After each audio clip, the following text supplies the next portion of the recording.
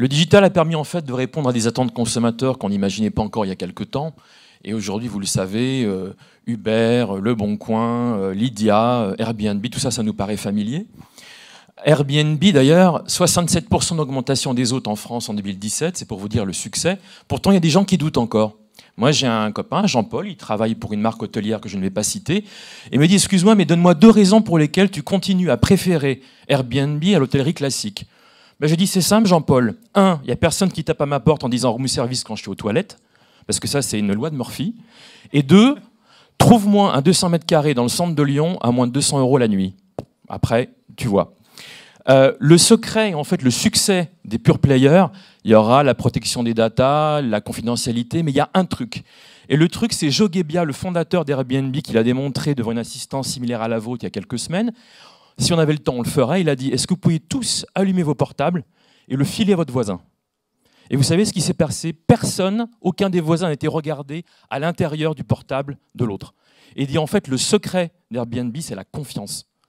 De même, le petit couple de retraités à qui j'ai acheté une chaise sur Le Bon Coin le week-end dernier, si la chaise est bancale, je sais où ils habitent.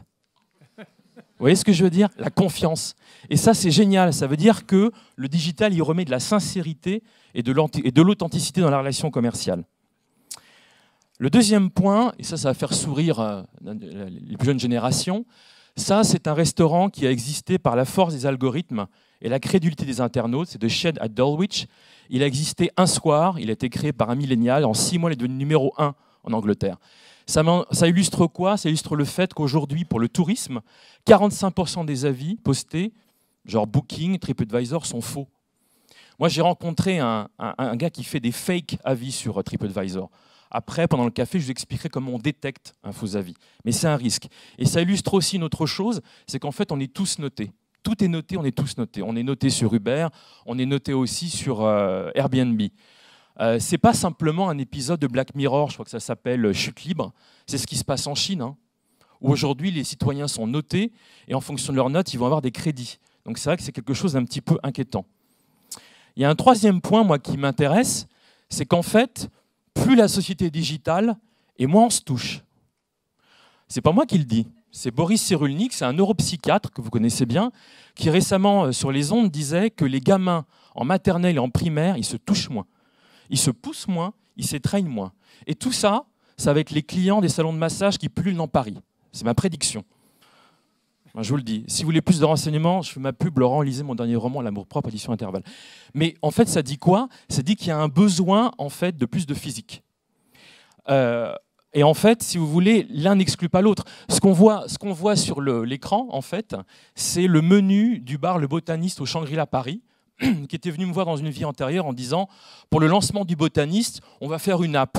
Je dis « Mais pourquoi vous avez besoin d'une app ?» En fait, on a fait un bon petit menu, comme vous le voyez, en papier, qui a été volé, un peu comme la salière et la poivrière de Virgin il y a quelques années, et que les gens ont photographié sur Instagram et ont posté. L'un n'exclut pas l'autre. Et les pure players se réincarnent aussi dans le physique d'ailleurs. Ils ouvrent des boutiques, donc les choses sont très complémentaires. La culture générale, c'est ce qui reste quand on est déconnecté. Et franchement, regardez les jeunes, il y a un problème. La culture générale, c'est ce qui permet de lutter contre l'ignorance, mais c'est aussi ce qui permet de lutter contre les dérives de certains réseaux sociaux. On a parlé de Facebook avant. La Facebook vous enferme dans votre communauté d'intérêt. Si vous êtes végétarien et que vous votez à gauche, il y a très peu de chances qu'on vous invite au groupe des chasseurs de Rhône-Alpes. Je ne sais pas si vous avez remarqué. Donc là, il y a vraiment un souci à ce niveau-là. Donc, en fait, si vous voulez, Internet permet aux jeunes d'apprendre. C'est clair, 100% d'entre eux vont sur YouTube, par exemple, avec les tutos. Mais nous, on a travaillé récemment pour une école de commerce qui s'appelle EM Normandie. Ils nous ont dit, le défi, c'est que les jeunes, ils connaissent déjà les contenus. Ils les ont déjà. Donc en fait, il faut qu'on leur apprenne à former leur jugement, leur esprit critique. Et comme le disait un prof, on ne peut pas mettre son intelligence sur un cloud. Ça, ce n'est pas possible. Le dernier point que je voulais aborder, c'était la conquête du sens. Moi, je suis d'accord avec mes camarades d'avant, il faut arrêter d'opposer les générations. Elles se rejoignent sur la quête de sens. Prenez la super Emma Gonzalez après la tuerie de Parkland en Floride. Qu'est-ce qu'elle a dit? Elle a dit, mais il faut arrêter. Le gars, il aurait eu un couteau, il n'aurait pas une arme automatique, il en tuait un. Il n'en tuait pas 50. Donc, il faut s'attaquer à la NRA. Regardez Asia Argento à Cannes. Elle a regardé l'assistance et elle dit « J'en connais 5 là, s'ils étaient intervenus, Weinstein, il ne montait pas à ma chambre. » Donc, il va falloir changer les choses. Et à l'opposé, les seniors, ils sont pareils, ils ont fait mai 68, ils veulent aussi que ça change. La seule différence avec les millennials, c'est qu'à cause de l'arthrite et la presbytie, le smartphone, c'est compliqué. Mais c'est la seule différence. Pour le reste, ça les intéresse. Et quant à la génération du milieu, la vôtre, la mienne, la génération X, on veut changer le boulot. On veut changer la théâtralité du travail. On veut changer les modes de recrutement. On en parlera peut-être avec Bertrand Ciseaux. Donc il y a vraiment une volonté de changer qui est résumée par la quête de sens, qu'on peut résumer par le brand purpose. Alors c'est quoi le brand purpose? C'est l'impact positif que les marques ont sur le monde. Aujourd'hui, c'est pour ça qu'on est consulté. Et dans ce cadre-là, l'expérience client est importante. Le physique n'exclut pas le digital. Ils sont complémentaires. Merci, bravo. Petite question rapide. Le brand purpose, c'est une activité en pleine croissance chez Kantar Consulting, mais finalement, ça s'applique naturellement aux grandes institutions. Mais si je suis un marchand de produits laitiers, ça marche aussi ou pas? Bah, c'est ce qui est compliqué, Laurent. Tu as Tesla, Justin Bridou. Le brand purpose de Tesla, c'est Tesla. C'est pour ça qu'ils sont nés. Le brand purpose de Virgin, c'est Virgin.